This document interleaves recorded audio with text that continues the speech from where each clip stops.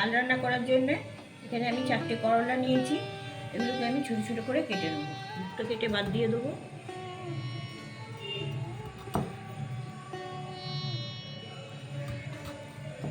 এখানে মাঝখান থেকে একখানা করে চিড়ে নিচ্ছি। এই বীজগুলো খুবই কচি, নখ বসে যাচ্ছে। যদি বীজগুলো বড় বড় হয় তাহলে সেগুলো ফেলে দিয়ে মাঝখান থেকে আর একটা চিড় খেয়ে নেব। এইভাবে কাটবো, এরকম 4 চিড় করে এই ছোট ছোট করে কাটবো। এই বীজগুলো খুব কচি বলে আমি বীজগুলো শুদ্ধই কেটে নিচ্ছি। এগুলো মুখে কোনো লাগবে না। রোজের একঘেয়ে সবজি খেতে খেতে মুখটা বিস্বাদ হয়ে যায়, তাই এক দিন যদি এইরকম তেতো করলা টরলা কিছু খাওয়া যায় তাহলে মুখের স্বাদটা আবার ফিরে আসে। তাছাড়া করলা শরীরের পক্ষেও অনেক উপকারী। এটা প্রধানত শরীরের রক্ত পরিষ্কার করে, যার জন্যে আমাদের করলাটাও মাঝে মধ্যে খাওয়াও দরকার।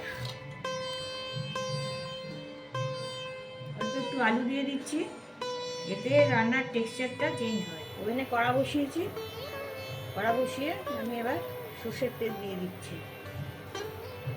2 চামচ মতন সর্ষের তেল দিচ্ছি।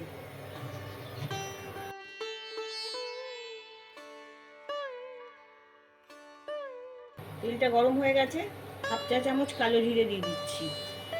2টো কাঁচা লঙ্কা ভেঙে দিচ্ছি।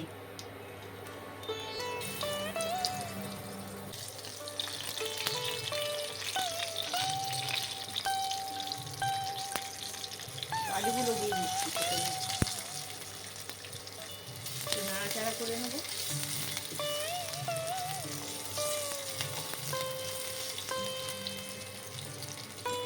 এবার আমি উচ্ছেগুলো দিয়ে দিচ্ছি।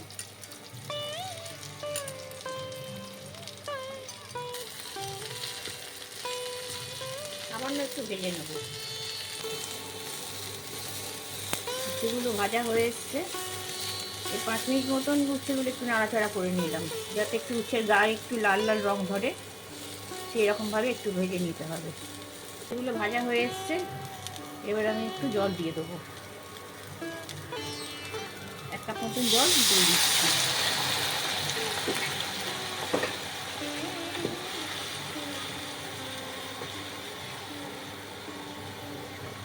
পরিমাণ মতো নুন দিয়ে দিচ্ছি। 1 চা চামচ হলুদ, 2 চামচ সর্ষে বাটা, কালো সর্ষে বাটা। সর্ষে বাটার বাটি ধোয়া জলটা দিয়ে দিচ্ছি। 3টে গোটা কাঁচা লঙ্কা দিয়ে দিচ্ছি।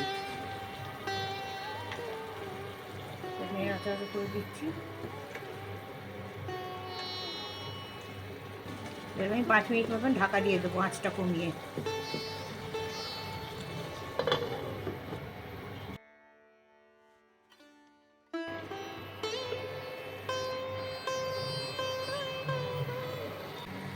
পাঁচ মিনিট পরে ঢাকনা খুলেছি। উচ্ছেগুলো গলে গেছে।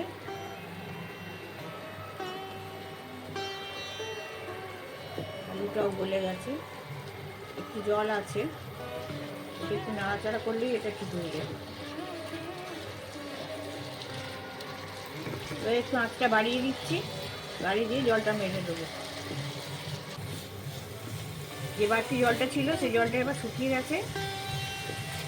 এবার আমি একটু কাঁচা সর্ষের তেল দিয়ে দিচ্ছি। 2 চামচ মতন কাঁচা সর্ষের তেল নাড়াচাড়া করে দেবো।